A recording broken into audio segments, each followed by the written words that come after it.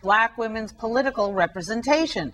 This weekend marks the start of Black History Month, so I sat down with Congresswoman Marcia Fudge, the only new female of color in the U.S. House of Representatives. The freshman representative and former mayor is no stranger to Washington politics. She served as chief of staff for the late Stephanie Tubbs Jones and now represents that same district in Congress. I asked her about the dichotomy between the nation electing its first Black male president, but so few new women of color members of Congress. I was so shocked when I came to new members orientation to realize that I was the only person of color elected last year. It's amazing. I don't know why it happened, but certainly it's something that we need to address. Well, is it systemic, or not enough women of color running for office? Well, I think not enough women, period.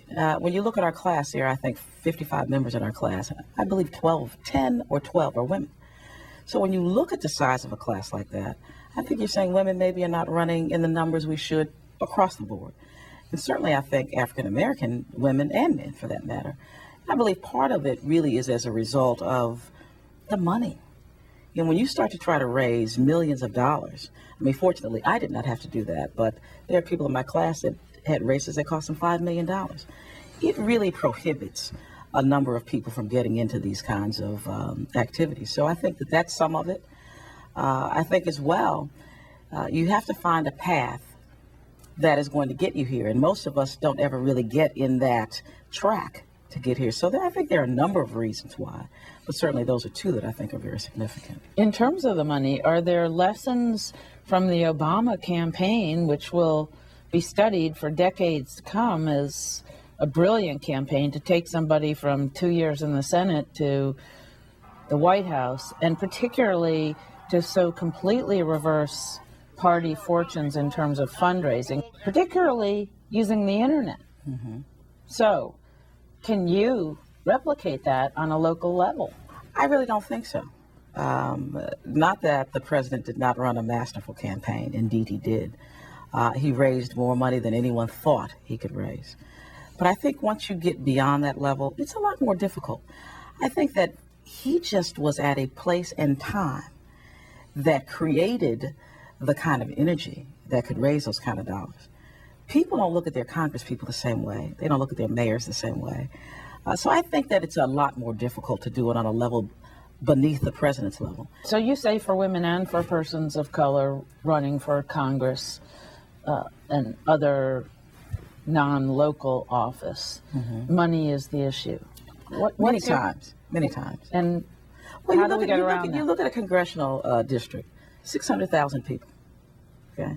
If you just want to mail something to them, it costs you $50,000. So you have to raise dollars. You can't walk a 600,000 person district. Now television, the internet, and even with all of the things that people do with the Facebooks and the other things, it costs significant dollars to have people put up websites for you, to run them, to maintain them, to get out timely information. It's a very, very expensive proposition.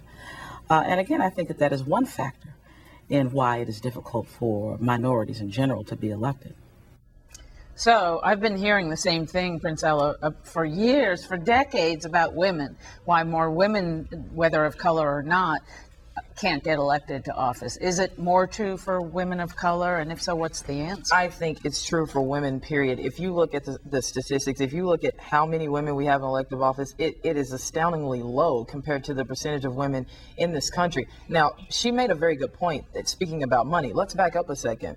If you've worked on campaigns before, you know, in order to get people to give money and invest, they have to think you're going to win. They have to know you. They have to feel a connection. This is my problem about women in politics, and it's in both parties. People say we want more women, we want more people of color, but you don't put them in the positions to do it. You have to put these people, put them at county chair positions, put them at state chair positions, then run them on city council, then run them as mayor, and then what you've done is you've increased their name recognition, you've given them a chance to prove themselves, and then run them. We have a lot of women who they'll say, okay, we need a woman to run. Okay, so they'll pull them out of the private sector somewhere and say, look at what she's done. Well, in politics, you know it. It's a game. They have to know who you are. So put them in the positions to place them as viable candidates. I agree that certainly would help. Yeah. Because as with everything else, public life is a career ladder. But I must say this, particularly as you have interviewed my very impressive new colleague, that we ought to look at the African American community and say, how come the African American community seems more likely to elect women than the larger American community? About a third of the Congressional Black Caucus is women. Now, I won't be satisfied until there's real parity. And I'm not sure why, except that there Wait, you're saying black women are more likely than white women or other groups to relative to their vote own for race. women, to vote for women? Is that true? I'm saying that if you look at the overall population of blacks, that apparently the community is more willing to vote for women than the larger American community is to vote for women. And I'm not sure why, and we ought to look at why. All right. That's it for this edition of To the Contrary.